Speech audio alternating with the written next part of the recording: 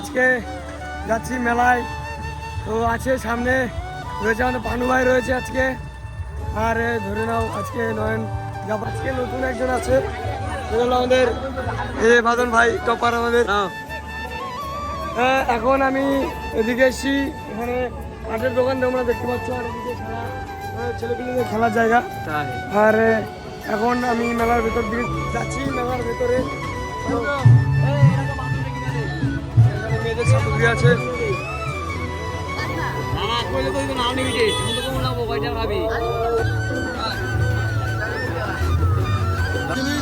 দেখলাম আমাদেরই ক্লাসমেট আর কি, এখানে বাবার হেল্প করছে। দেখো